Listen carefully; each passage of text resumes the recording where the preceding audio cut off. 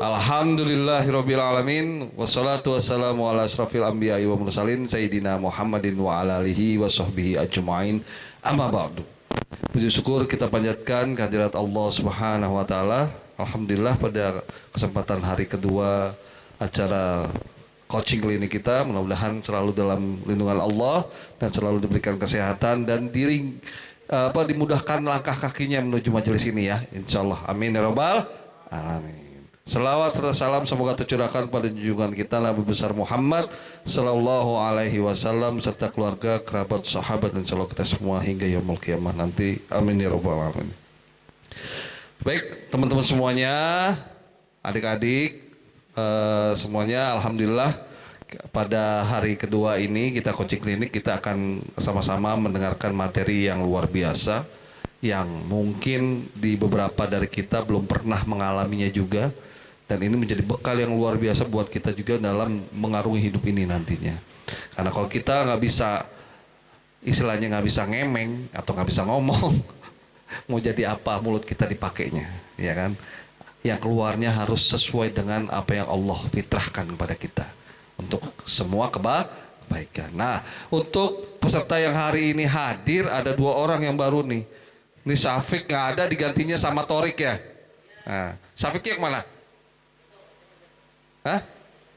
Nggak datang dia udah. Sama satu lagi, namanya Zikri, ya, Muhammad Zikri.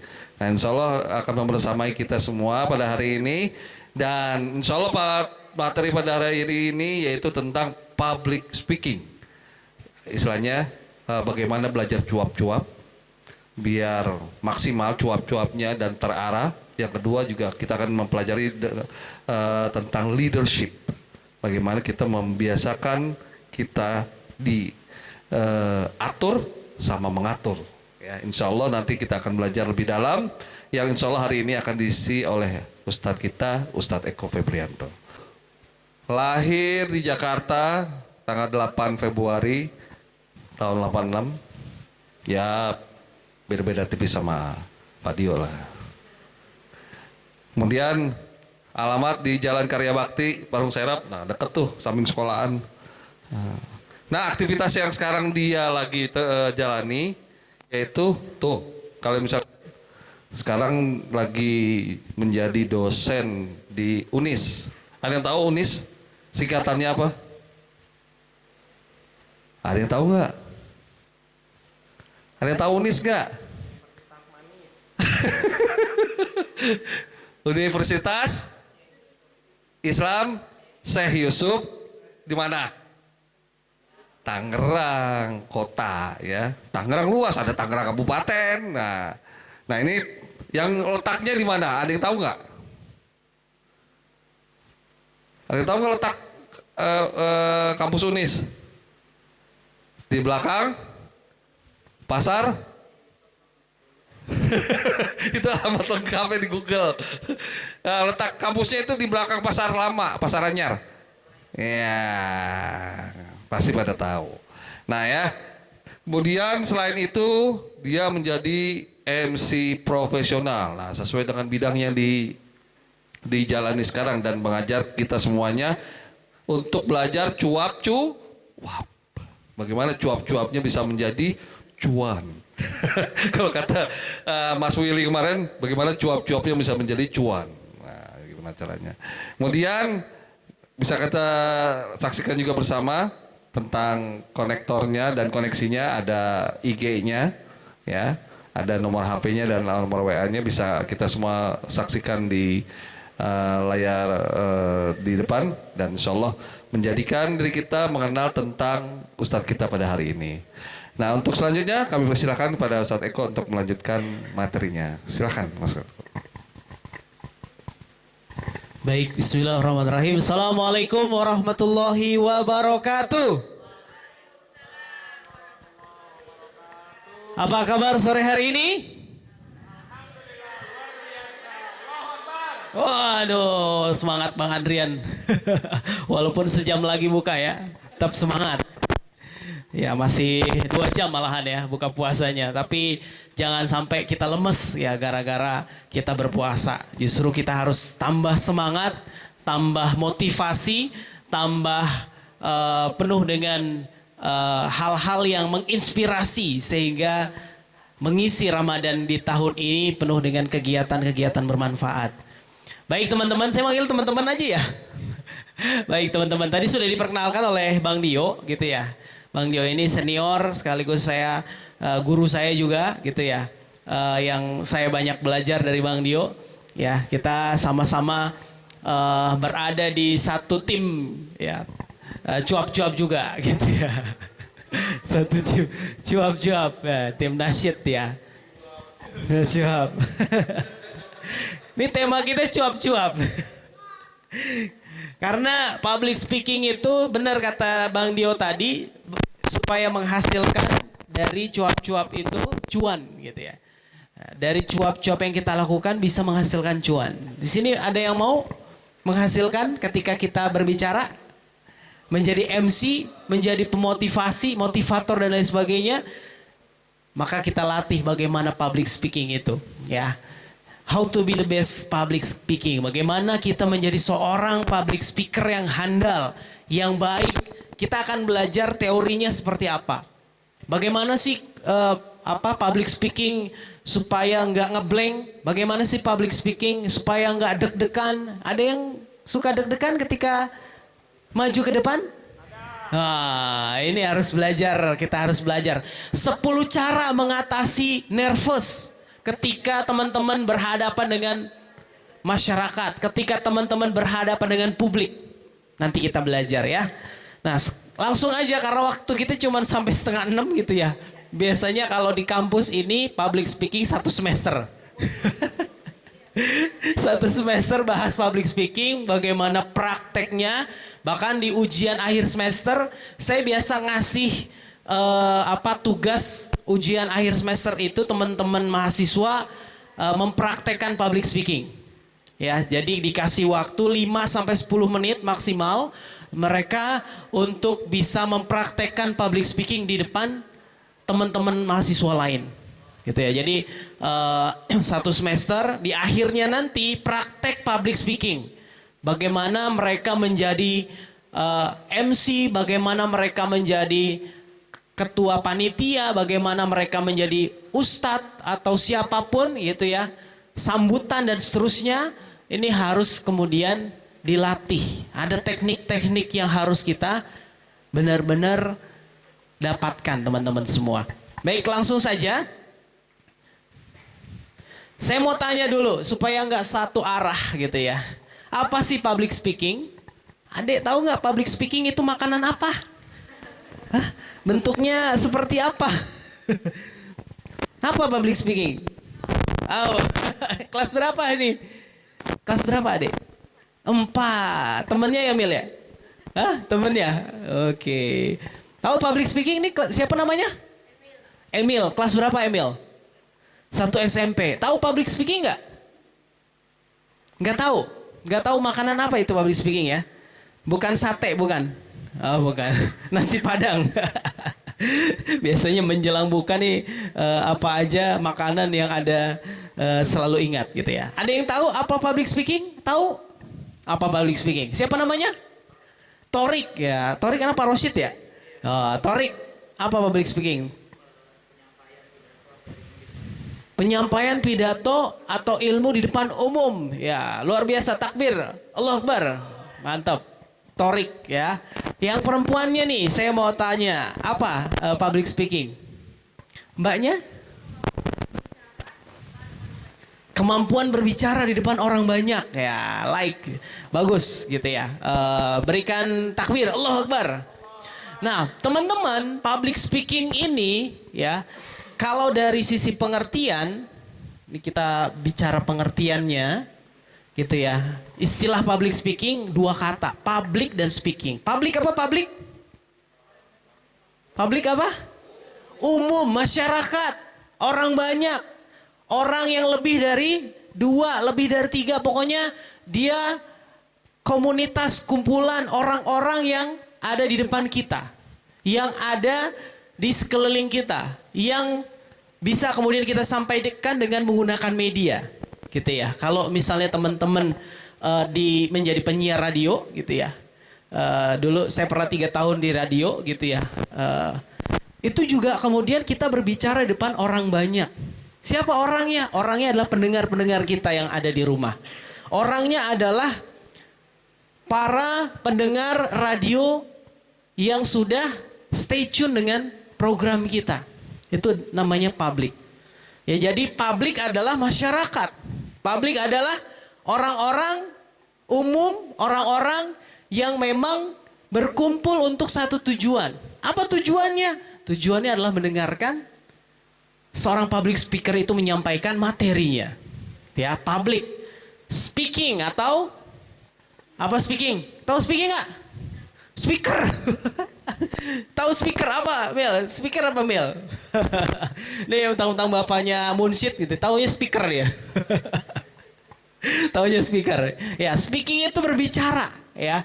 Speaking itu adalah berbicara. Bagaimana kita punya kemampuan, punya kapasitas untuk bisa berbicara di depan orang banyak. Jangan hanya bisa curhat dengan teman kita. Jangan hanya bisa curhat berduaan dengan kawan kita. Sambil suka curhat gak di rumah? Di sekolah? Enggak juga. Sama Umi enggak juga. Sama Abi enggak curhat. Ya, jadi jangan sampai kita bisa hanya cuman berbicara dua arah atau dengan sahabat kita saja. Kita juga harus punya kemampuan berbicara di depan orang banyak. Kita juga harus punya kemampuan menyampaikan ide kita, gagasan kita, apa yang ada di dalam pikiran kita kepada orang lain. Dan itu tidak mudah. Tadi yang saya bilang, ketika kita mau menyampaikan sesuatu gagasan, ide kita, apa yang ada di dalam diri kita, terkadang lupa. Terkadang ngeblank. Ada yang punya pengalaman begitu? Nah, bagaimana cara mengatasi ngeblank? Bagaimana cara mengatasi demam panggung? Bagaimana cara mengatasi nervous? Nanti ada 10 trik mengatasi nervous saat berbicara di depan umum. Ya, yang penting teman-teman tahu dulu, public speaking itu apa? Public itu adalah umum, speaking itu adalah berbicara. Berbicara di depan umum. Ini harus kemudian kita latih sedari saat ini. Ya. Masyarakat atau berbicara di depan umum, speaking berbicara. Nah, ini pengertian lainnya, langsung aja. Nah, teman-teman, pada hakikatnya, pada utamanya, kata kunci public speaking itu ini. Ya. Ini yang menjadi kata kunci. Bawa catatan enggak? Hah? Oh, nyatet di otak ya? Ya, yang bawa catatan silahkan dicatat. Ya, ini yang menjadi kata kunci dari public speaking. Kita ketika ingin berbicara di depan orang banyak, ketika kita ingin berbicara di depan orang lain, ya harus punya seni, harus punya cara, harus punya teknik, dan menjadi better public speaking terbaik, kuncinya adalah ini, gitu ya. Apa? Baca, seni menyampaikan pesan. Coba yang laki apa? Yang perempuan? Nah, public speaking itu adalah seni menyampaikan pesan. Kita harus punya cara terbaik. Kita harus punya trik yang bagus. Kita harus punya strategi yang tepat. Dalam apa? Dalam menyampaikan pesan yang kita miliki kepada orang lain. Yang kita punya kepada masyarakat. Yang kita sudah persiapkan kepada audiens. Yang kita miliki, pesan yang kita miliki, ide yang kita punya, gagasan yang sudah ada di dalam otak kita, kita kemas sedemikian rupa, kita sampaikan kepada orang lain. Itu adalah public speaking. Ini jadi kata kuncinya. Seni menyampaikan pesan. Apa pesannya? Kita yang paling tahu. Kita harus persiapkan. Jadi public speaking itu harus yang pertama menyiapkan pesannya. Kita mau menyampaikan apa? Kita mau menyampaikan konten apa? Kita mau deliver konten apa? Mau transfer konten apa kepada masyarakat? Ini harus dipersiapkan dari saat ini. Yang kedua, baru yang paling penting adalah kesiapan mental kita. Ketika kita sudah punya pesan yang ingin kita sampaikan kepada orang lain, maka kita harus menyiapkan mental kita. Untuk apa? Untuk berbicara, untuk berada di depan orang banyak. Ini nggak mudah. Butuh jam terbang, butuh melatih. Ya, dulu saya juga sama. Kalau berbicara di depan umum, bawaannya deg-degan, bawaannya nervous. Aduh, mau ngomong apa nih? Kalau sudah ditunjuk maju ke depan untuk menjadi MC ya di masjid atau di acara-acara, bawaannya udah deg-degan. Namun berangsur-angsur ketika kita punya jam terbang yang bagus, terbiasa untuk menyampaikan pesan kita di depan orang-orang banyak, maka insya Allah akan terbiasa. Dan itu harus dilatih. Minimal di depan kaca. Pernah ngaca? Pernah. Ya kan? Ngaca terus gak? Biasanya yang perempuan yang ngaca terus nih ya. Kita di depan kaca itu praktekan. Ya. Bagaimana kita berbicara di depan orang banyak. Ini biasa saya sampaikan kepada teman-teman mahasiswa. Ya, coba teman-teman mahasiswa bikin satu konten di depan kaca, mereka melakukan sebuah opening dalam satu event. Jadi opening itu dia, dari mulai salam sampai kemudian salam penutup. Salam pembuka sampai salam penutup. Nah, itu untuk apa? Untuk membiasakan diri, teman-teman. Membiasakan diri apa? Menyampaikan pesan di depan orang banyak. Karena ini adalah kata kuncinya. Selanjutnya, teman-teman, yang perlu diketahui ini hanya informasi buat teman-teman. Jenis-jenis public speaking. Sebenarnya teman-teman semua sudah mengalami. Ada yang jadi guru, ya kan? Bu Eti guru. Kemudian Pak Dio juga guru, ya kan? Terus siapa lagi yang guru? Fikri ya. Zikri guru, gitu kan? Ini paling tidak sudah pernah merasakan bagaimana public speaking, gitu ya. Ada jenis-jenis public speaking, diantaranya pidato. Ya, pidato biasa menyampaikan isi pesan, misalnya kultum, kuliah 7 menit di masjid atau di acara tarawih atau kegiatan Ramadan gitu ya. Atau misalnya khutbah Jumat, itu juga bagian daripada pidato. Itu merupakan public speaking ya teman-teman ya.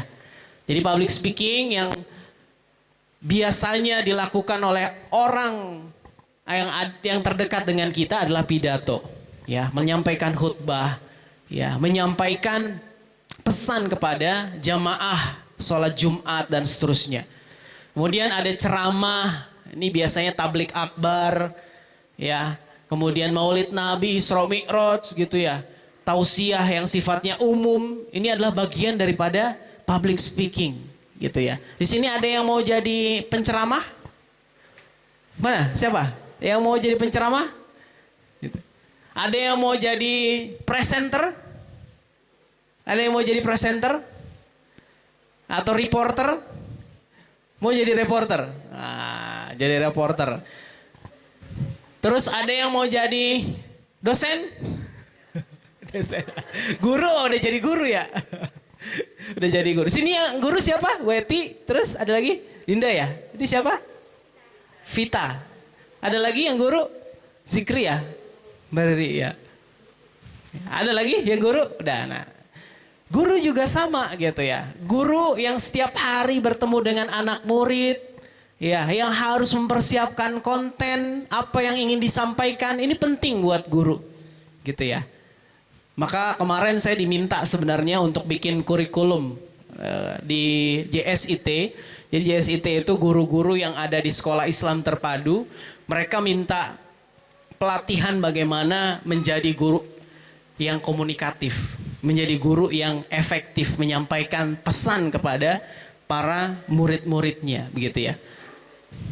Ini sedang berupaya untuk kita susun. Salah satunya adalah bagiannya adalah public speaking. Sehingga setiap materi, setiap hal-hal yang bisa kita sampaikan ke murid benar-benar efektif diterima oleh murid kita, begitu ya. Karena sebagai guru ini menjadi penting public speaking. Kadang juga guru mengalami yang namanya nervous, mengalami yang namanya deg-degan, mengalami yang namanya demam panggung dan seterusnya. Padahal biasa sehari-hari anak murid gitu ya, bertemu anak murid, berinteraksi dengan anak murid, kemudian berkomunikasi dengan anak murid dan seterusnya. Tapi nggak sedikit yang merasa deg-degan juga ketika mentransformasi kata-kata kepada anak-anak murid. Kemudian mengajar, tadi guru memberikan briefing. Ya kalau misalnya ada kepanitiaan Ramadan, ada kepanitiaan hari-hari besar Islam, ya melakukan rapat panitia gitu ya. Ya Zam ya. Kamu pernah jadi panitia nggak? Panitia apa? Panitia di sekolah. Apa? Kegiatan apa? Isra Mi'raj. Kamu di sekolah di mana? Di Azkia Islamik ya? Sekarang di mana? Oh 112. Pernah jadi panitia apa Zam? Pernah jadi panitia apa? Iya panitia banyak kan. Nah briefing panitia yang dilakukan oleh ketua gitu ya, yang dilakukan oleh koordinator di depan para anggota-anggotanya itu juga merupakan public speaking ya. Jadi jangan dikira kita briefing nih misalnya ada kepanitiaan dengan beberapa orang anggota gitu, itu tidak public speaking. Jadi public speaking itu ya merupakan aktivitas ya menyampaikan pesan di hadapan orang yang lebih dari dua gitu ya, yang lebih dari dua. Kalau satu ngobrol namanya, bukan public speaking. Kalau dua, tiga dan seterusnya itu namanya public speaking. Termasuk briefing kepada panitia. Nah, kemudian memandu acara, MC dan seterusnya gitu ya. Membawa acara atau host dan memimpin rapat. Ini merupakan juga public speaking. Nah ini teman-teman, kita akan langsung kepada metode gitu ya. Selama ini mungkin ketika misalnya kita mengajar kepada anak murid, anak didik gitu ya, siswa-siswi, hanya sekedar menyiapkan materi kemudian menyampaikan begitu saja. Tapi terkadang kita tidak atau belum mengenal apa saja sih yang harus kita siapkan, metode-metode apa saja yang kemudian harus ada dalam setiap public speaking. Nah, ada 4 metode sebenarnya kalau dalam ilmu public speaking. Nah, di sini ada 4 metode public speaking. Apa saja metode-metode itu? Yang pertama adalah ad libitum atau impromptu. Ini dicatat dulu boleh. Yang kedua adalah manuskrip atau reading complete text. Yang ketiga memoriter atau memorizing. Dan yang keempat adalah extempore atau using note. Jadi 4 metode public speaking ini ya harus ada atau bisa menjadi pilihan Bapak Ibu, teman-teman semuanya ketika berbicara di depan umum. Torik misalnya, suatu saat Torik diminta untuk berbicara di depan rekan-rekan di kelas. Torik harus siap metode apa yang harus Torik gunakan di antara 4 metode ini. Harus dipilih. Torik mau yang mana? Ad libitum, manuskrip, memoriter atau extempore. Pengertiannya apa? Nah ini. Yang pertama kita bahas dulu ya. Teman-teman, metode public speaking yang pertama itu adalah ad libitum atau impromptu. Apa sih? Ya, impromptu. Public speaking dengan tanpa persiapan. Mendadak. Tiba-tiba diminta untuk sambutan. Kira-kira kamu siap gak Zam? Enggak. Tapi kamu harus sambutan. Mau gak mau kamu harus mewakili ketua misalnya yang gak hadir. Atau ketua yang datangnya terlambat. Mau gak mau kan siap. Nah ini dinamakan public speaking ad libitum atau impromptu. Tanpa ada persiapan. Tanpa ada yang disiapkan dari sisi naskah atau konten yang sudah dipersiapkan. Teman-teman gak sama sekali siap. Teman-teman tiba-tiba diminta untuk maju. Teman-teman diminta untuk kemudian menyampaikan sambutan di depan orang banyak. Di depan publik, di depan masyarakat, di depan jamaah. Disitulah kita ya diminta untuk siap dengan kondisi seperti ini.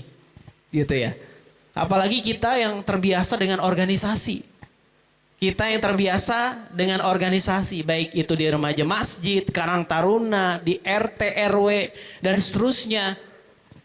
Yang seperti ini kerap terjadi. Ketika misalnya yang seharusnya sambutan menyampaikan di depan masyarakat atau jamaah, dia tidak hadir, dan kita sebagai perwakilan yang hanya tinggal kita saja yang hadir, maka kita biasanya diminta untuk maju ke depan.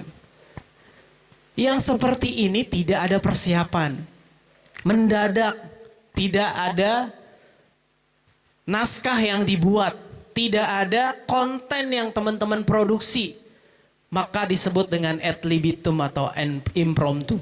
Ya, public speaking tanpa persiapan. Teman-teman harus siap maju. Biasanya ketika diminta sambutan, ya mewakili ketua panitia, kontennya apa aja? Ada yang tahu? Ada yang tahu?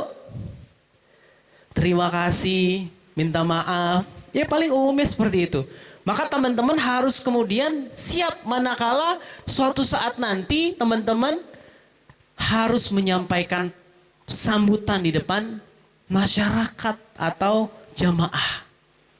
Seperti itu. Jadi harus kemudian memahami ad libitum atau impromptu ini tanpa ada persiapan, tanpa ada naskah, tanpa ada hal-hal yang sudah ada gitu ya.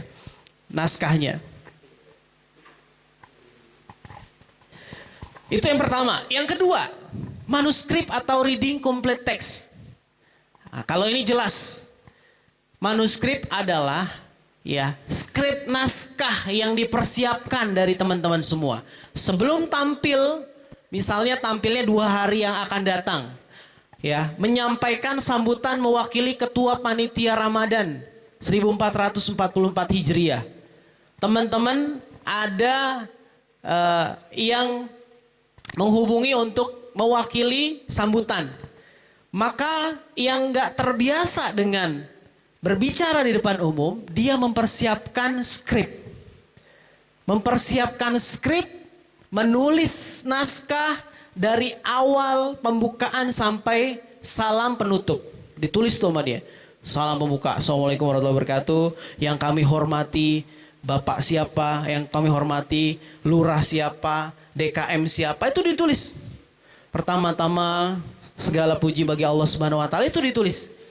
Nah, yang seperti ini manuskrip, dia menyiapkan naskah dan membaca naskah yang sudah dipersiapkan. Reading complete text. Naskahnya dibaca secara lengkap. Naskahnya dibaca secara komplit. Sehingga ketika sambutan tidak ada yang ngeblank. Gitu ya. Cara yang kedua ini benar-benar persiapannya matang. Kontennya sudah dibuat. Kemudian disampaikan dengan penuh kepercayaan diri. Baca pula gitu ya. Kalau baca masih salah kebangetan ya. Iya kan, kalau baca masih salah kebangetan ya. Jadi dia baca tuh dari salam pembuka sampai salam penutup. Ya, dari awal sampai akhir dia baca, maka itu dinamakan public speaking dengan membaca semua teks naskah yang dibuat oleh kita, gitu ya. Jadi dibaca semuanya, nggak ada yang terlewat, ya, nggak ada yang kelewat sedikit pun naskah yang sudah dibuat, yang sudah dipersiapkan. Itu namanya manuskrip atau reading complete text. Bisa dipahami yang ini? Oke. Pada ngantuk nggak ya? Semangat ya masih ya? Halo? Nah, kalau saya bilang halo, bilangnya hai. Halo, hai gitu ya. Hai? Halo, halo, hai? Oke. Masih semangat? Tidak. Orang buka, Mil. Ya, kita lanjut ya. Karena waktunya cukup terbatas, nanti kita coba tanya jawab di akhir-akhir. Yang ketiga, yang menjadi metode public speaking itu adalah memoriter atau memorizing.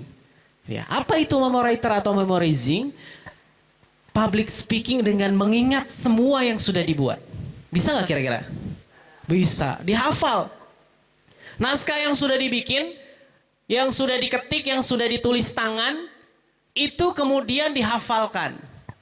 Oh, urutannya dari mulai salam pembuka, kemudian kalimat mukadimah, kemudian sampai dengan konten atau isi daripada sambutan, sampai terakhir diingat sama dia, maka itu dinamakan memoriter atau memorizing. Diingat setiap konten, naskah yang sudah dibuat, naskah yang sudah dimilikinya, ya, kemudian dilatih oleh dia di depan kaca gitu ya. Ketika menyampaikan di depan masyarakat atau di depan umum, dia akan terbiasa dan dia hafal semuanya. Itu namanya apa? Memoriter atau memorizing. Memoriter. Memoriter dengan mengingat ya. Bahasa Parung Sera memoriter. Ya, memorizing, memori dengan hafalan, dengan daya ingat ya. Menjadi penting buat memorizing atau memoriter. Itu yang ketiga. Yang terakhir apa? Yang terakhir, ini mungkin banyak yang menggunakan ini. Ya, banyak yang menggunakan ini. Apa itu? Extempore atau using note. Ya, public speaking dengan menggunakan catatan penting atau note-note yang sudah kita persiapkan.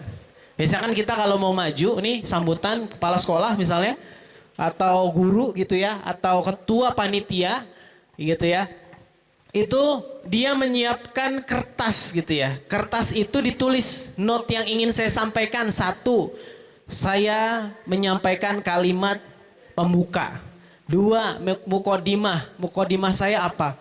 Tiga, saya mengucapkan terima kasih kepada semua pihak yang sudah membantu terselenggaranya acara.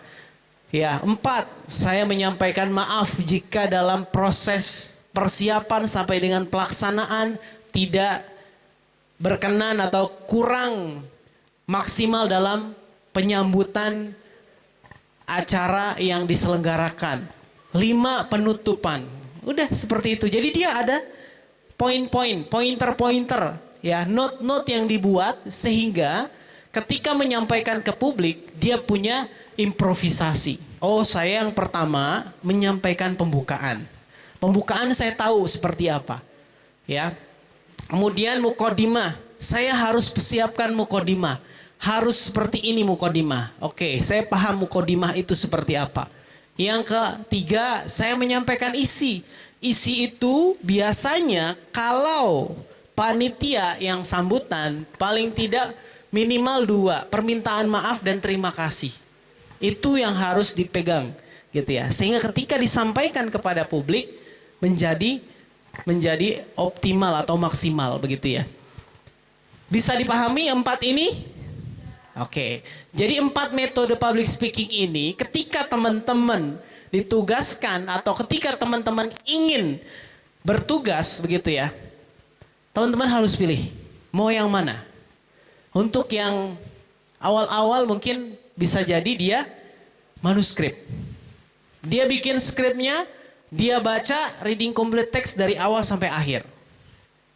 Daripada salah gitu ya. Atau ada yang kelewat, saya mendingan tulis semua skripnya. Tulis semua apa yang mau saya sampaikan. Ide dan gagasan saya.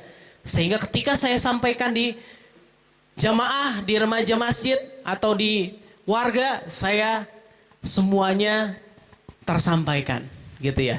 Semua apa yang saya tulis tersampaikan gitu ya. Nah, tinggal teman-teman milih mana yang tepat, mana yang kira-kira teman-teman bisa untuk gunakan metodenya. Next. Oke, kalau tadi kita berbicara masalah metode public speaking. Nah, dalam public speaking dikenal dengan nama elemen. Kalau metode itu kan berkaitan dengan konten, berkaitan dengan apa yang teman-teman mau sampaikan kepada masyarakat. Apa yang teman-teman mau sampaikan kepada jamaah. Apa yang teman-teman mau utarakan kepada warga. Nah, yang berikutnya ini merupakan elemen. Elemen itu apa? Ada yang tahu elemen apa? Unsur, apalagi? Bahan, dukungan atau daya dukung. Ini sebenarnya yang mendukung metode yang sudah teman-teman pilih. Elemen ini adalah salah satu bagian yang perlu ada gitu ya dalam public speaking, sehingga dia melengkapi public speaking yang sudah teman-teman pilih, terutama dalam metodenya. Ya, perlu ada elemennya yang membuat public speaking ini optimal. Itu ada elemen ini. Apa saja elemennya? Yang pertama apa? Teknik vokal. Ya, teknik vokal. Yang kedua apa? Kontak mata. Yang ketiga apa? Gesture. Dan yang keempat humor. Ya, selanjutnya nanti ada penjelasannya. Next Bang. Nah, ini teman-teman teknik vokal. Apa sih sebenarnya teknik vokal? Ini ada syarat-syaratnya nih. Ada ketentuannya nih. Ada pengertiannya. Apa sebenarnya teknik vokal? Nggak bisa hanya dengan keluar suara atau misalnya teman-teman teriak begitu saja, nggak cuman begitu. Ada tekniknya. Bagaimana ketika teman-teman mengeluarkan suara itu bisa benar-benar terdengar jelas, terdengar dengan baik, terdengar dengan maksimal. Oleh siapa? Oleh audiens. Ya, jangan sampai cuman keluar aja tapi audiens nggak mendengar. Audiens tidak memahami apa yang disampaikan oleh teman-teman gitu. Audiens tidak merasa mendengar apa yang sudah disampaikan oleh rekan-rekan semuanya. Maka penting teknik vokal. Elemen yang paling penting di antara elemen lainnya itu adalah elemen teknik vokal. Dengan teknik vokal yang baik, maka akan maksimal setiap konten yang kita transfer kepada masyarakat. Dengan teknik vokal yang oke, maka setiap pesan yang kita deliver kepada publik atau audiens benar-benar bisa ditangkap dengan baik. Bisa dipahami teknik vokal? Oke. Unsur-unsurnya apa aja? Di situ ada 5. Yang pertama intonasi. Apa itu intonasi? Ya, nada suara, irama bicara. Jadi intonasinya jangan datar terus dari awal sampai akhir. Ngomongnya datar terus nggak ada variasinya. Kan flat gitu ya. Orang dengernya juga nih lagi ngapain sih gitu. Nah, kalau bisa intonasi yang Bapak, Ibu, teman-teman semua lakukan ketika berbicara di depan publik, ketika berbicara di depan masyarakat umum, itu intonasinya bervariasi gitu ya. Nada suaranya kadang tinggi, kadang rendah, kadang sedang, kadang tinggi, rendah, sedang, dan seterusnya. Karena intonasi ini merupakan hal yang penting dalam setiap penyampaian pesan kepada audiens gitu. Jadi teknik vokal yang pertama intonasi. Maka kalau dulu tim nasyid tuh suka belajar a i u e o, a i u e o. Kita senam mulut dulu biasanya gitu ya. Ya, A-nya harus 3 jari, A gitu ya. A, E gitu. E 2, I 1 gitu kan. Jadi memang seperti itu kita kalau di munsyid atau di musisi itu gitu ya, penyanyi itu dia harus latihan artikulasi bahkan ya.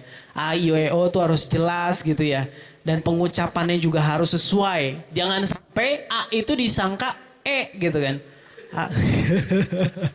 A disangka E gitu. O disangka U gitu kan. Nah ini yang jangan sampai terjadi gitu ya. Maka perlu namanya intonasi gitu ya. Penekanan kapan tinggi, kapan turun atau sedang dan seterusnya gitu ya.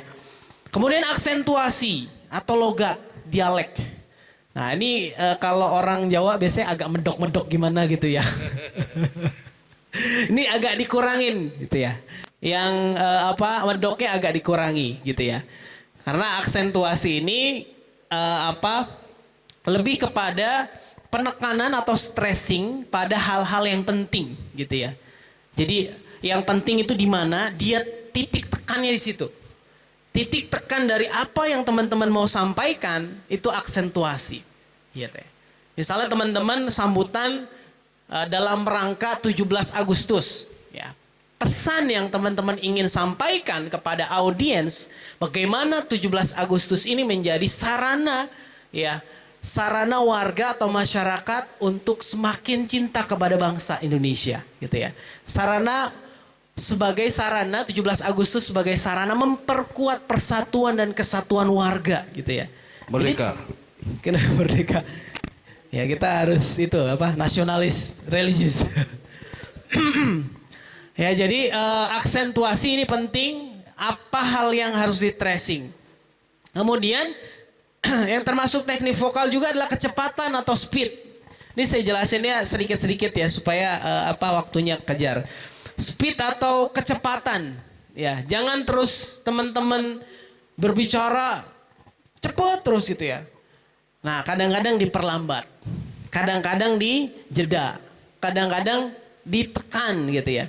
Sehingga apa yang dimaksud oleh rekan-rekan itu benar-benar bisa ditangkap oleh audiens, bisa benar-benar diresapi oleh audiens dan bisa melakukan satu tindakan tertentu ya gitu kan. Jadi harapan kita adalah audiens mengikuti apa yang kita sudah inginkan begitu. Itu kecepatan, disebut tempo. Ya, jangan bicara terlalu cepat, juga jangan terlalu lambat. Kayak misalnya yang cukup lambat gitu ya, Putri Solo misalnya. Itu Solo lambat gitu ngomongnya. Nanti orang keburu kabur gitu ya. Orang keburu kabur nanti. Jangan cepat juga ngomong apa kumur-kumur gitu kan. Gitu kan. Harus kemudian sesuai. Kapan cepat, kapan lambat, kapan penekanan gitu ya. Ini yang harus diperhatikan. Yang keempat artikulasi. Tadi kejelasan pengucapan kata-kata masuk di dalam teknik vokal. Tadi ya A, E, I, O, U itu harus jelas tuh. A sama E, I, O, U dan itu semua harus pas gitu ya. Jangan samar gitu. Kemudian infleksi atau lagu kalimat. Berubah pada nada suara, hindari pengucapan yang sama bagi setiap kata. Ini juga penting. Next Bang. Nah selain teknik vokal, yang menjadi elemen yang berikutnya itu adalah kontak mata. Eye contact. Bagaimana kita sebagai narasumber, sebagai pusat perhatian ketika kita berada di depan umum, itu kita harus memandang audiens kita. Harus memperhatikan siapa saja yang hadir dalam setiap event kita, kegiatan kita. Jangan sampai kemudian kita sambutan nih misalnya, udah di depan ngelihatnya ke atas atau ngelihat ke bawah gitu. Ada uang di bawah ternyata gitu ya. Atau ngelihat apa gitu yang kucing lagi di atas gitu kan. Nah, ini jangan terjadi. Kontak mata itu penting, bagaimana membangun chemistry dengan audiens kita. Gitu ya. Lihat dari matanya gitu ya. Lihat dari sisi audiens itu, dipandang audiens itu. Kontak mata atau eye contact dalam public speaking termasuk elemen penting karena akan membangun hubungan batin tadi ya, chemistry, hubungan batin dengan siapa? Dengan kita, dengan audiens sehingga benar-benar nyambung nantinya gitu ya. Nyambung antara narasumber dengan teman-teman semua. Ketika pidato misalnya, jangan kemudian teman-teman ngelihat atas terus atau bawah terus atau teman-teman memandang skrip terus gitu ya. Audiensnya nggak dilihat gitu ya. Itu juga kurang tepat gitu ya. Sesekali lihat audiens. Kalau mau misalnya pakai metode manuskrip atau reading complete text, teman-teman harus kemudian ya lihat skripnya, kadang-kadang juga memandang audiens. Harus dikombinasi, jangan sampai teman-teman fokus banget pada teks atau skrip yang sudah dibuat gitu. Nah, ini penting ya. Teknik kontak mata antara lain pandang audiens, ya, pandang lihat audiens gitu ya. Makanya kan dari tadi saya lihat ke tengah, ke kanan gitu, karena saya harus melihat teman-teman semua gitu ya. Ada yang semangat, ada yang ngantuk gitu kan. Itu kita harus tahu gitu. Iya. Matanya bicara, matanya. Ya. Ada yang ngantuk. Kalau ada aqua mah suruh minum ya. Nggak ada sih. Ya, jadi pandang audiens, lihat audiens kita. Ya, masyarakat yang ikut acara kita gitu ya. Harus kemudian kita pandang mereka. Kemudian juga sapukan pandangan ke seluruh audiens. Jadi semua lihat audiens. Ketika nanti audiensnya banyak, ada ratusan atau bahkan ribuan, teman-teman harus melihat, menyapukan pandangan dari depan ke belakang, dari kanan ke kiri, atau kalau misalnya ada yang di tribun, kita harus juga melihat audiens yang ada di tribun gitu ya. Dan itu harus kemudian dilihat audiens kita itu. Kan beragam tuh, beragam audiens kita. Kita harus menyapukan pandangan ke semua sudut yang ada gitu ya. Jadi pandang audiens ke seluruh audiens. Pandang tepat pada matanya gitu ya. Mana yang ngantuk gitu ya. Mana yang udah mau tidur dan lain sebagainya. Gitu ya. Maka setelah ini kita ice breaking sedikit ya. Kemudian jangan melihat ke atas atau ke dinding, ke bawah atau ke arah lain selain audiens. Ya, tadi udah kita bahas. Coba sekarang teman-teman berdiri dulu deh. Biar nggak ngantuk. Berdiri. Kita senam muka ya. Senam muka. Ayo Bang Dio, senam ya. Senam muka ya, senam muka. Ayo berdiri. Kita senam muka. Sambil melemaskan otot-otot wajah kita. Gimana Bang senam mukanya? Oke, mau kemana sih Azam?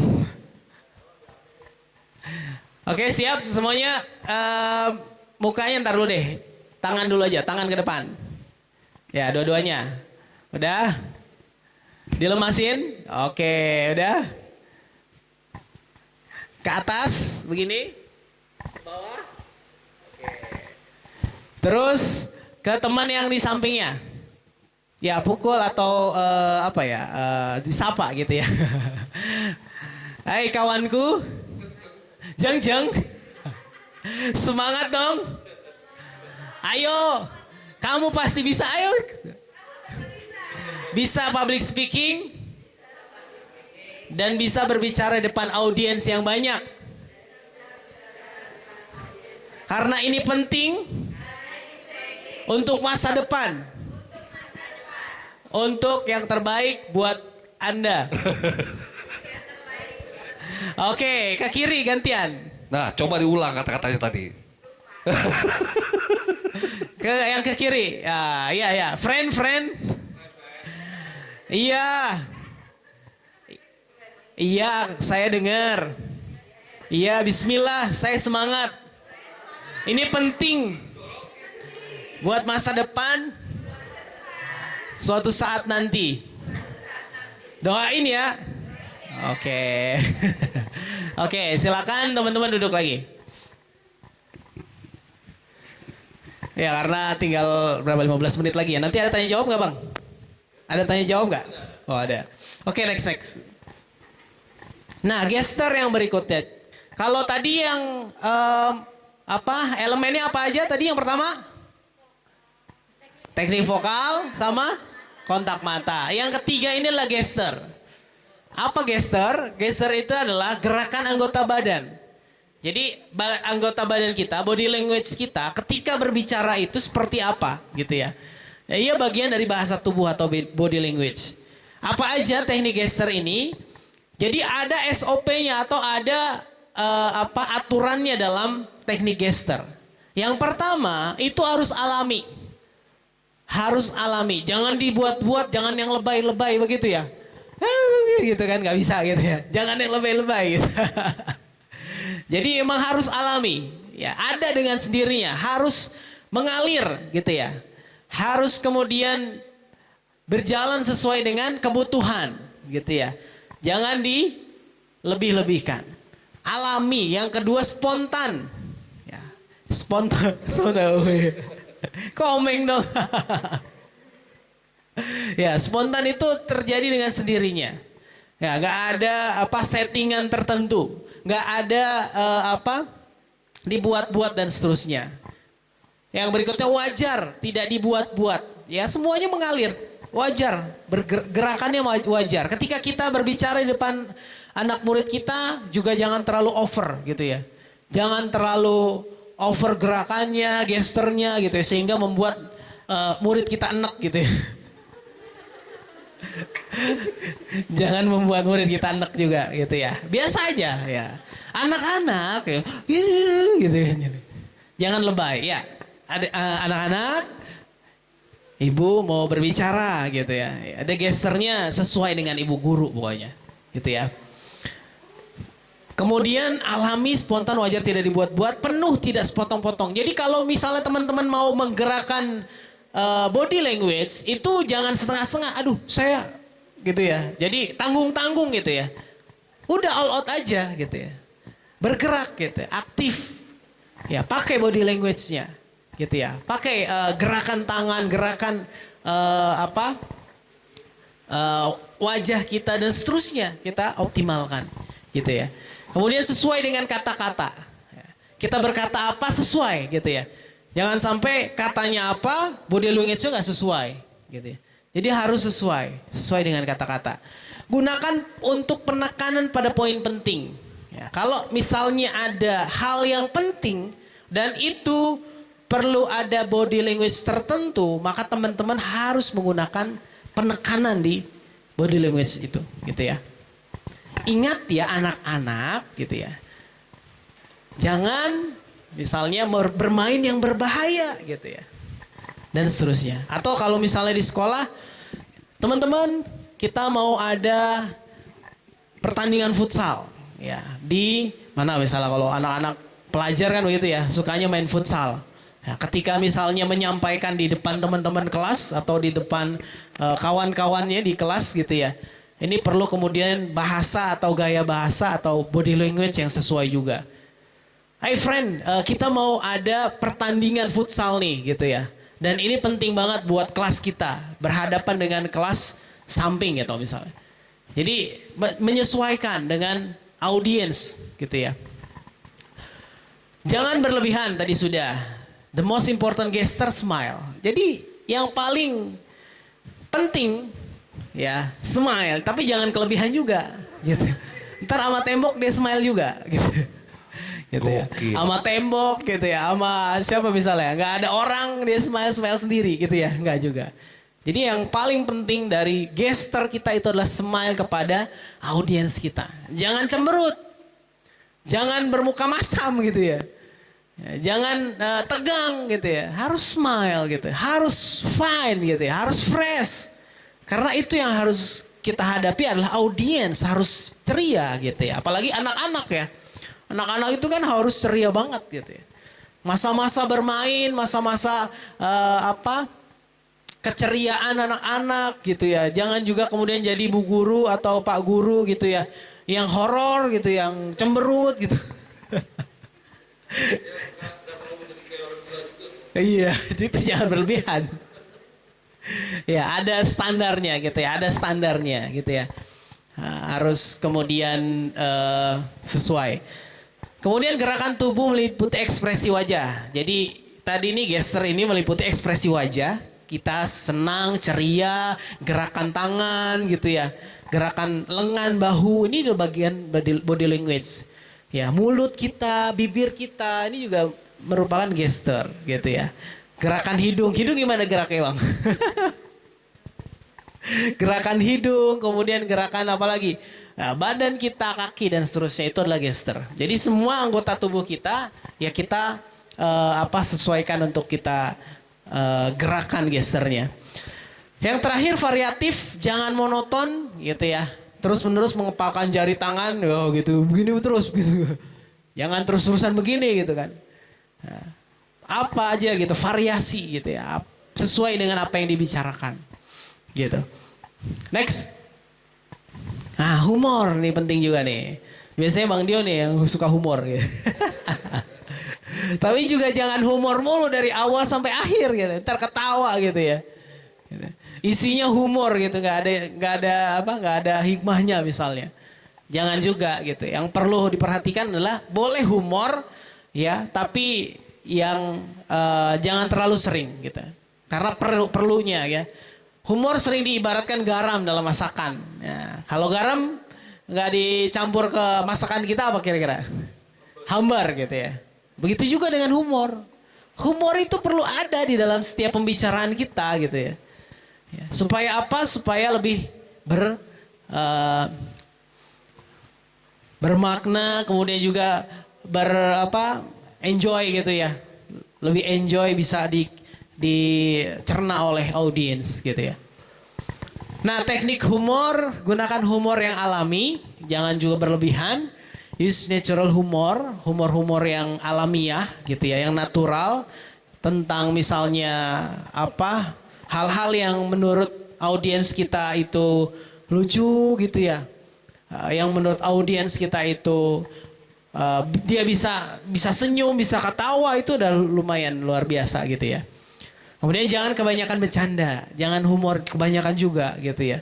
Maka nanti pesan atau esensinya tidak akan kita dapatkan. Esensi dari apa yang kita sampaikan tidak akan bisa maksimal ketika banyak humornya. Ya Zam ya, Erik. Apa?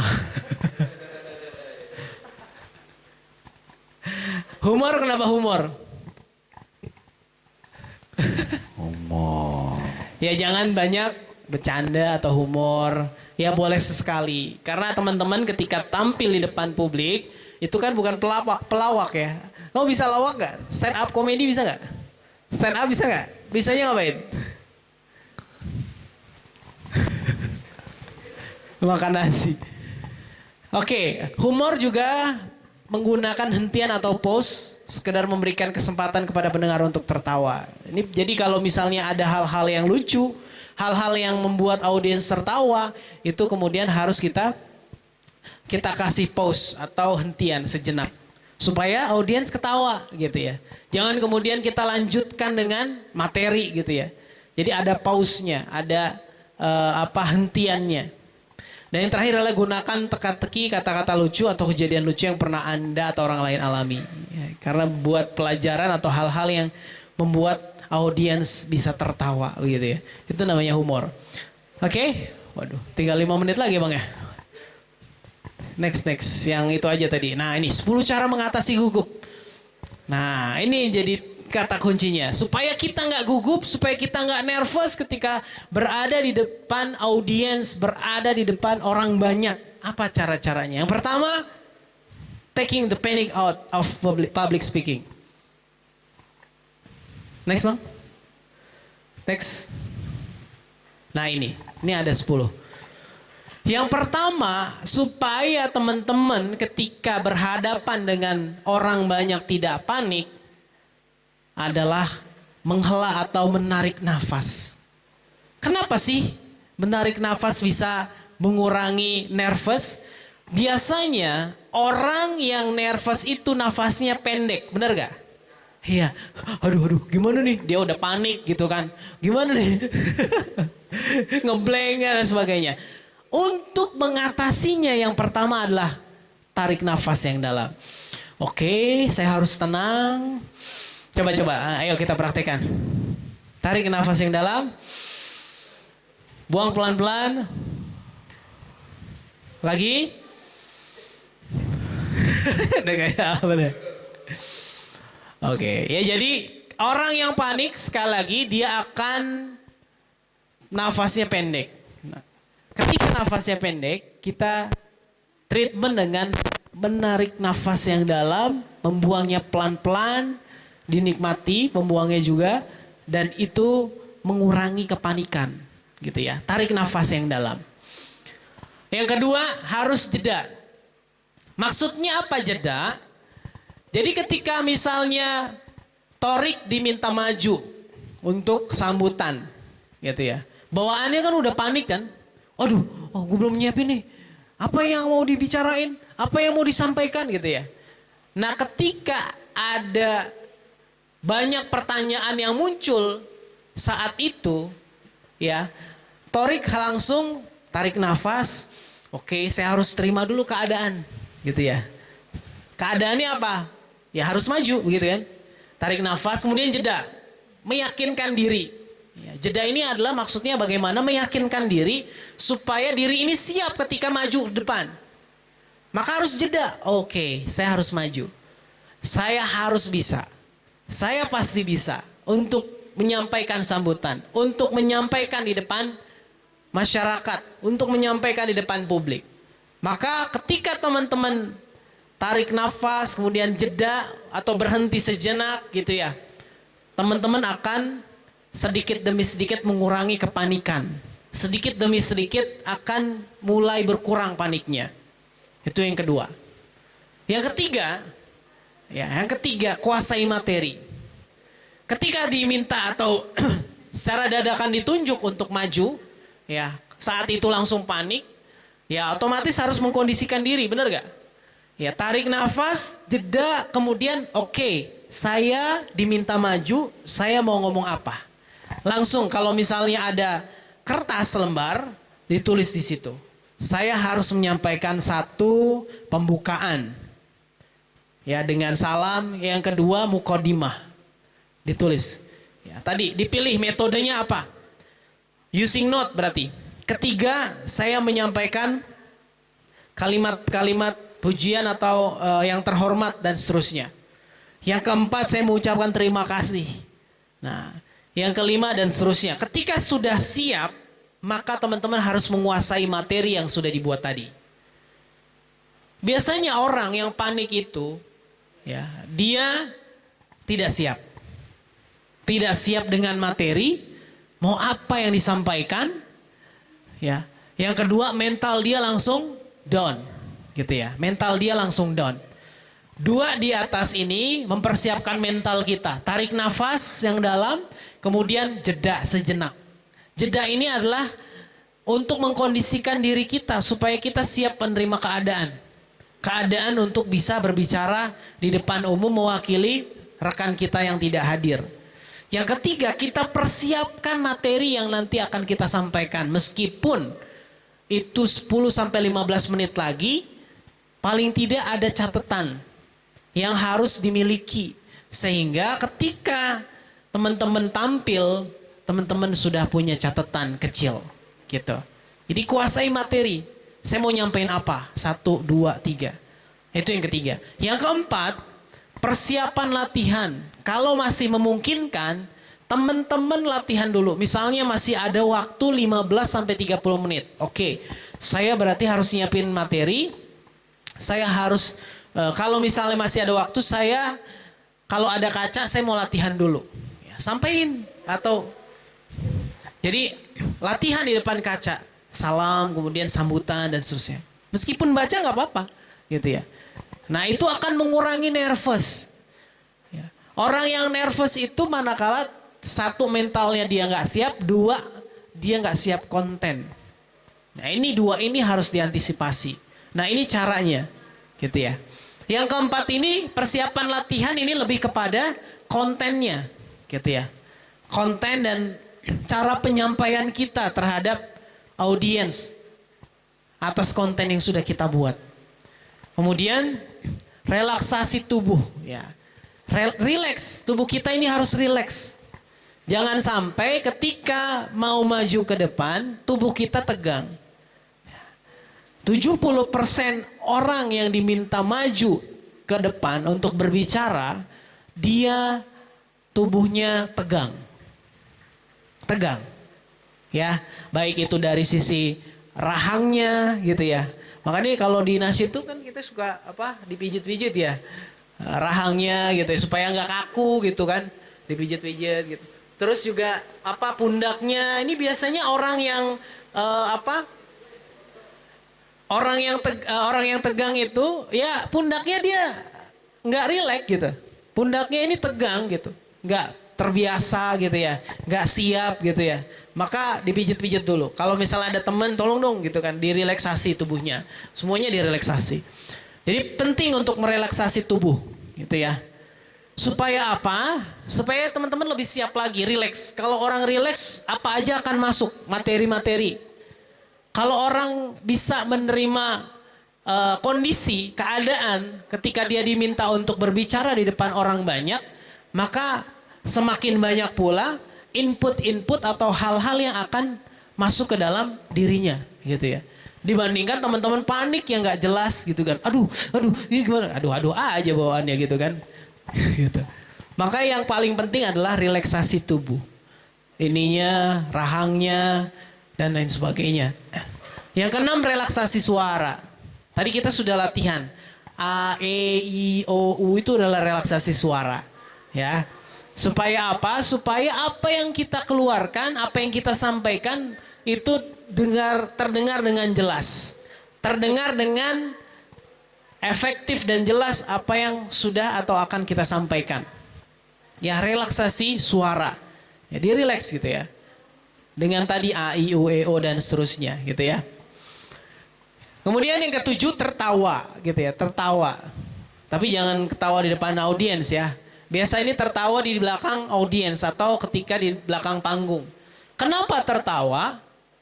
Orang yang nervous, demam panggung itu emosinya tidak terkontrol gitu ya.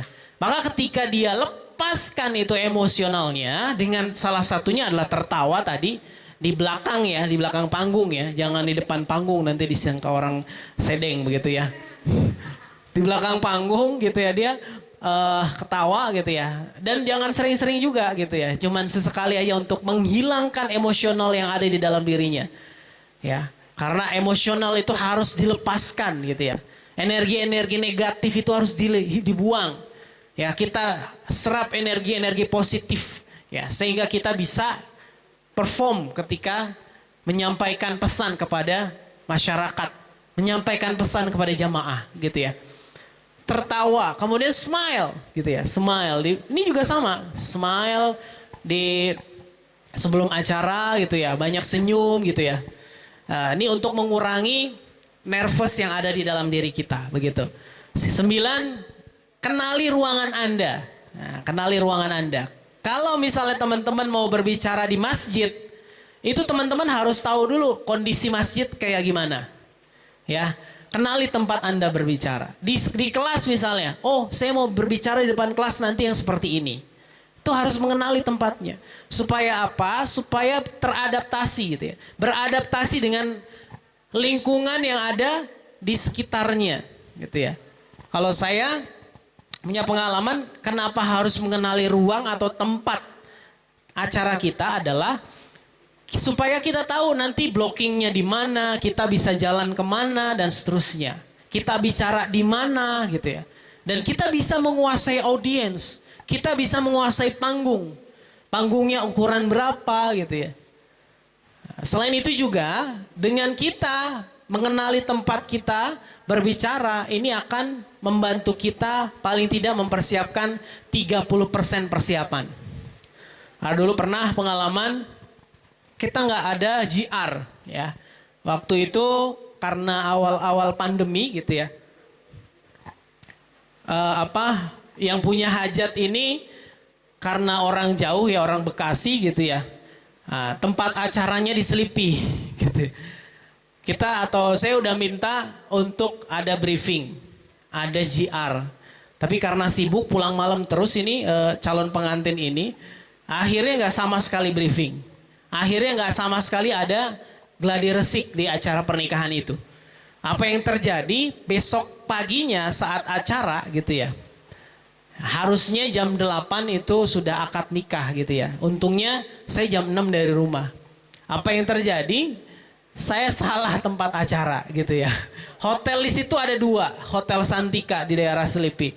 Saya ke Hotel Santika yang di Selipi, itu hotelnya yang ada di Grogol ternyata. Ya, jadi yang seperti itu jangan sampai terjadi ketika kita sudah tahu survei tempat di mana kita akan tampil, maka kita oke, saya besok di sini nih acaranya. Sehingga lebih prepare lagi, lebih siap lagi. Kemudian kita harus mengenali atau mengenali tempat kita, panggung apa, blockingnya seperti apa dan seterusnya. Dan yang ke-10 ini yang tidak kalah penting, ubah persepsi ya. Teman-teman, ubah mindset. Mindset yang tidak bisa itu harus kita buang. Mindset yang tidak mampu itu kita buang. Dirubah menjadi bisa, bisa, bisa. Coba ikuti saya. Bisa, bisa, bisa. Coba yang perempuan, bisa, bisa, bisa. Ya, pasti bisa. Yang laki-laki, bisa, bisa, bisa. Ya, pasti bisa. Dan insya Allah bisa, mudah-mudahan kita semua bisa mempraktekkan paling tidak di lingkungan kita terdekat. Gitu ya. Kalau misalnya ada remaja masjid, ya nggak apa-apa. Saya dulu belajarnya dari setiap pengumuman gitu ya. Setiap pengumuman di taraweh, di Jumatan gitu ya. Itu selalu berupaya untuk menyampaikan informasi itu gitu ya. Jadi belajar dari situ. Ya, karena memang background saya ini tipikalnya pemalu ya, Bang ya. Sehingga Awalnya begitu. awalnya begitu. Tapi jangan malu-maluin sih yang penting ya. Alhamdulillah enggak. Insya Allah gak malu-maluin. Alhamdulillah enggak. Oke, ada masih ada berapa menit habis ya? Sudah selesai. Ini jamnya kayaknya ngaco ya, Bang ya. Jamnya sesuai ya, Bang? 17.13 ini kecepatan 5 menit. 5 menit ya. Ya. Cukup. Coba lagi cukup. Cukup. Kita mengikutin aja, ngikutin moderator. Siap. Jadi mau langsung ada pertanyaan apa gimana? Silakan kalau mau ada yang tanyakan, mumpung nggak lupa, biar nggak lupa. Baik teman-teman semuanya, tadi udah disampaikan secara detail ya, walaupun belum semuanya. Soalnya yang lihat di slide-nya ada 43 halaman, ini baru 21. Waduh, separuhnya juga belum, ya kan? Jadi masih panjang sebenarnya. Kayaknya besok kayaknya. Tapi yang intinya sudah disampaikan tadi sama pengisi materi kita yang luar biasa ya. Penting banget nih semua unsur-unsur, semua elemen-elemen yang disampaikannya yang mungkin di dalam kehidupan kita nggak kira-kira sebelumnya. Kita ya anggap skip gitu ya. Nah jadi insya Allah bisa jadi tambahan ilmu buat kita semua. Dan pasti setelah ini banyak pertanyaan yang akan timbul nih. Kira-kira apa ya? Nah kita persilahkan nih. Mau ibu-ibu dulu apa yang lain dulu? Ya silakan. Dinda silakan.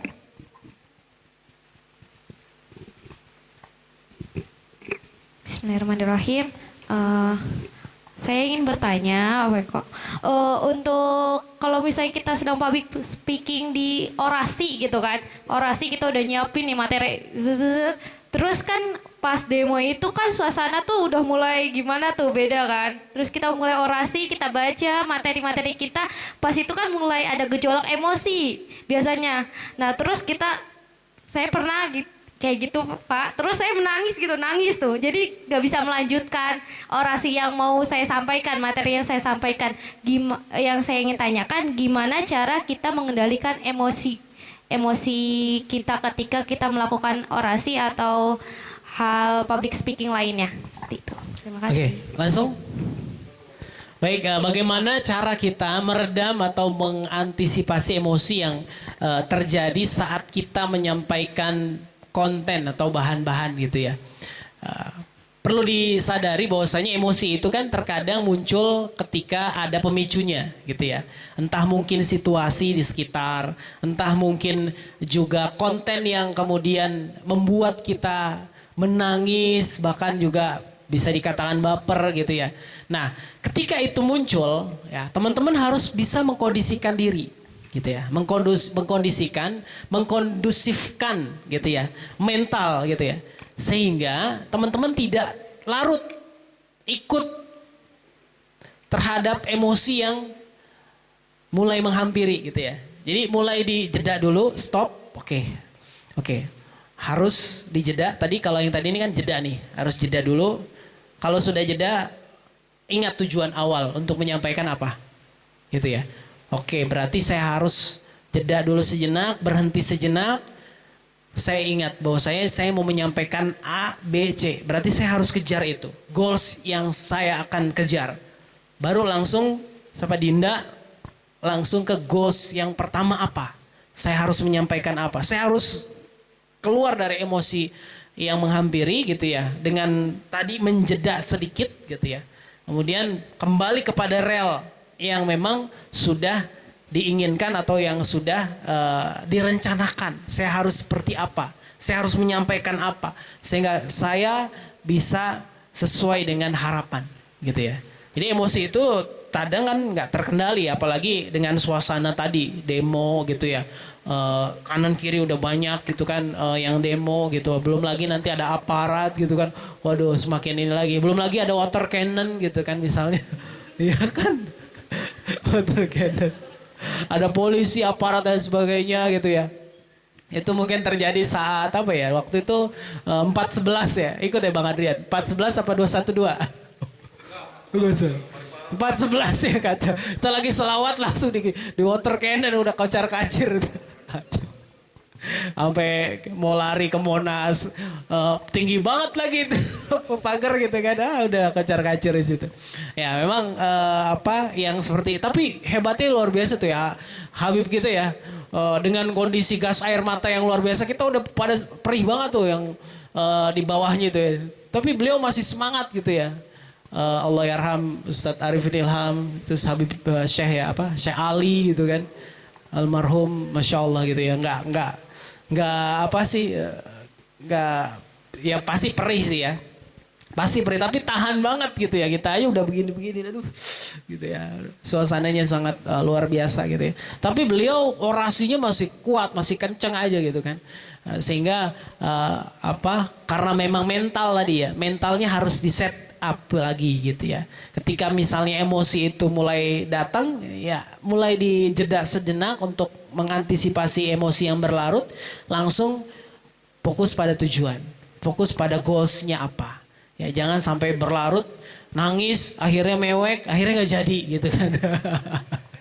Aduh saya nggak jadi lah ya, itu gimana tuh?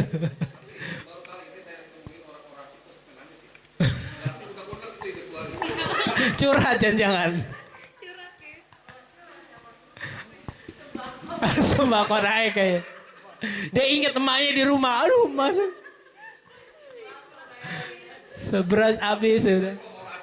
Kan berapi-api ya.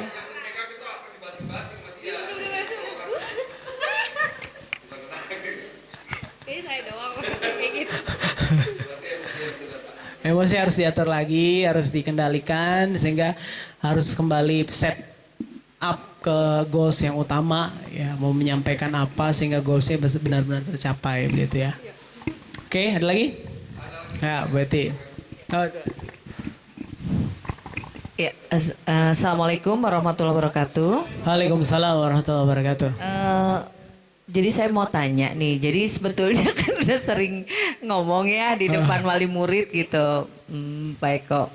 Jadi ini ketika kita ngasih beberapa, misal ada yang perlu kita ingin sampaikan, ada goalsnya itu ada. Apa yang ingin kita sampaikan, tapi ketika kita menyampaikan itu kayaknya saya terlalu banyak bicara gitu loh. Nah gimana cara mengurangi nya ini gitu loh. Kayaknya itu ada tekniknya ya. Ya. Nah itu yang ingin saya tanyakan itu. Nah bagaimana mengurangi gitu ya. Ketika atau ada yang lain lagi juga gitu kan, misal apa ya gitu kan ya. Padahal sih udah disiapkan ininya apa, teksnya semuanya. Cuman itu aja sih cara mengurangi itu. Sebenarnya. Terus satu lagi, Okay. Untuk stand up comedy itu termasuk public speaking atau bukan? Okay. Ya udah itu aja. Makasih. Assalamualaikum warahmatullahi wabarakatuh. Waalaikumsalam warahmatullahi wabarakatuh. Nah, kebiasaan ini juga termasuk kebiasaan ya. Kadang ada yang memang orang terbiasa karena memang dia lagi mikir setelah bicara ini mau bicara ini. Nah, itu sambil mikir sebenarnya. Itu karena kebiasaan jadi begitu terus. Nah, yang harus di set up adalah bagaimana ini kita harus sudah langsung berpikir ke kata-kata berikutnya. Kita sudah harus melangkah ke kata berikutnya sehingga nggak ada e-nya. Itu kan sebenarnya kita mikir kata yang selanjutnya apa gitu ya. Nah, yang seperti ini harus kebiasaan seperti ini emang dengan jam terbang terbiasa, tidak ada gitu kan. Kalau presenter kayak gimana ya? Dipecat kali ya. Gitu. Nah, makanya yang perlu dilakukan adalah tadi manuskrip, reading complete text. Benar-benar ditulis tuh dari awal sampai akhir supaya enggak dia jadi kan tahu dia apa urutan-urutan apa yang mau disampaikan. Sehingga nggak ada itu kan terjadi ketika dia memikirkan apa yang dia mau sampaikan berikutnya. Sehingga dia itu sebenarnya mikir, saya mau menyampaikan apa nih? Oh itu, ya sampaikan. Atau apa ya berarti kan dia tadi saya mau ngomong apa gitu ya. Gitu ya. Apa ya? Oh ini ya gitu.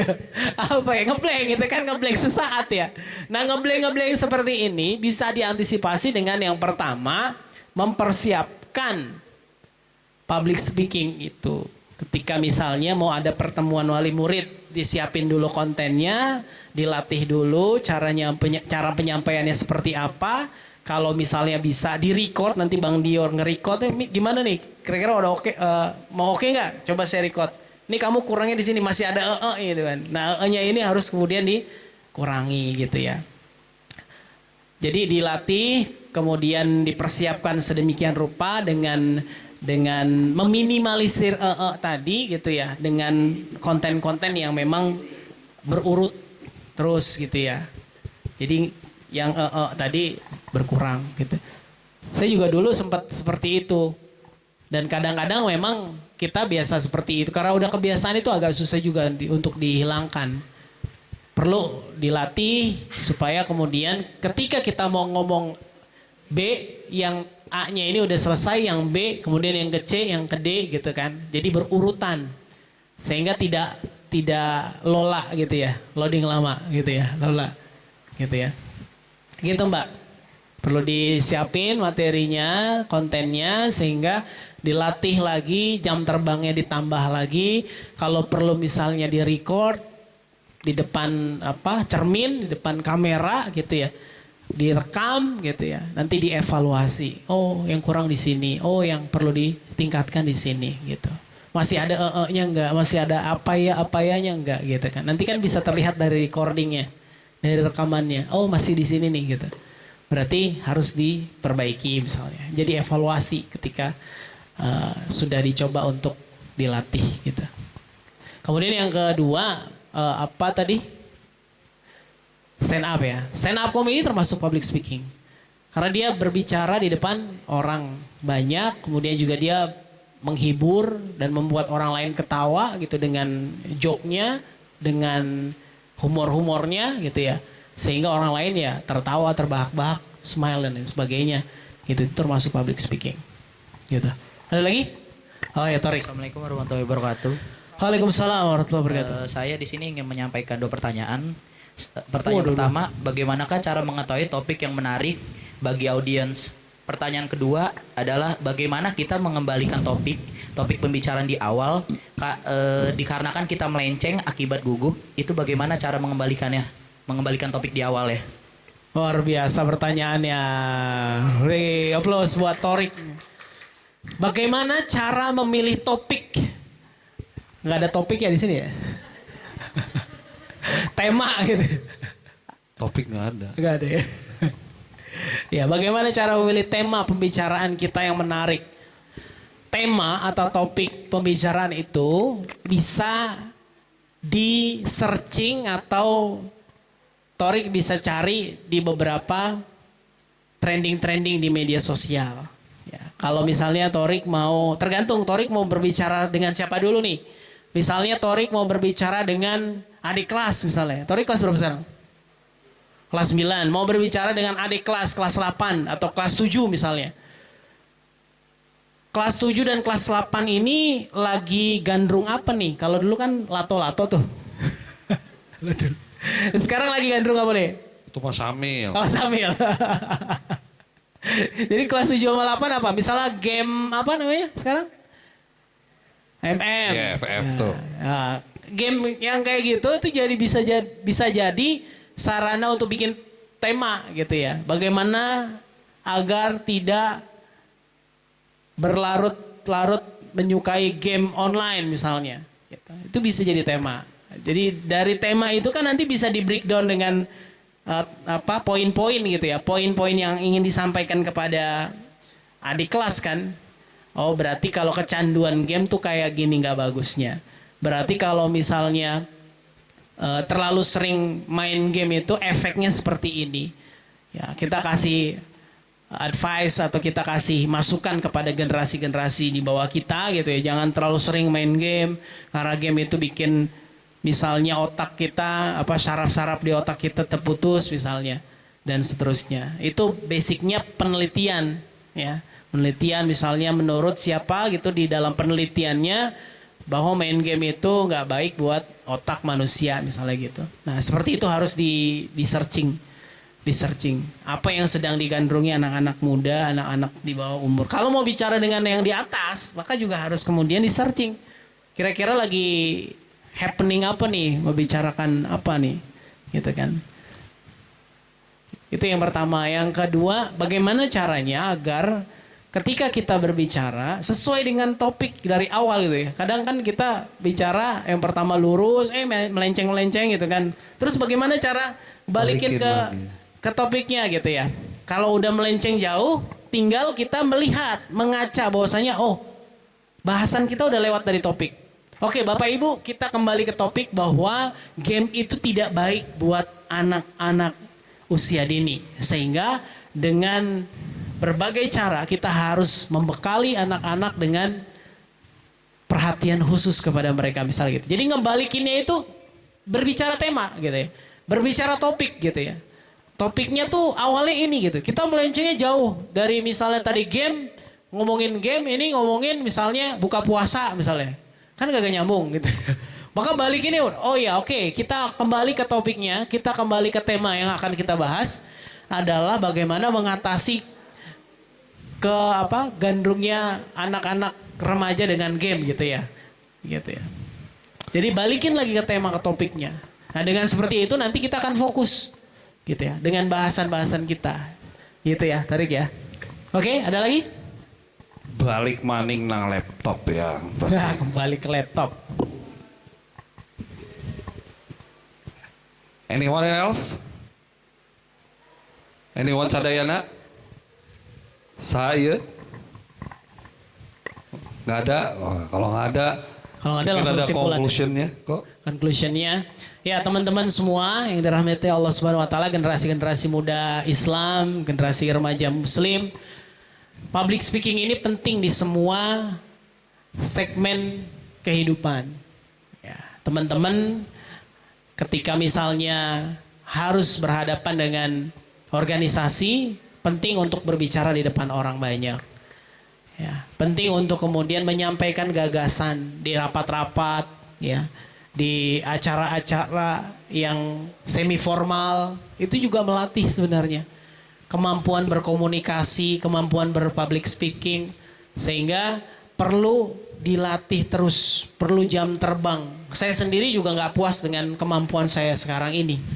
Nah, maka yang harus saya lakukan ya tadi, misalnya ada training-training, ngisi-ngisi pelatihan, ya, ada public speaking, ada pelatihan kehumasan, ada pelatihan public relation dan seterusnya. Itu adalah dalam rangka melatih public speaking kita supaya tadi nggak Saya itu dulu gitu. Ya caranya adalah jam terbang ya Mbak ditambah, gitu. Gampang, dia juga siap ngedengerin dia. Jadi belajar ilmu silat lidah dulu. Ilmu silat lidah gitu. Banyakin makan cabe. Ya dulu sama, saya juga gitu karena banyak isi pelatihan, ngajar di kelas atau ngajar di kampus itu juga bisa melatih gitu.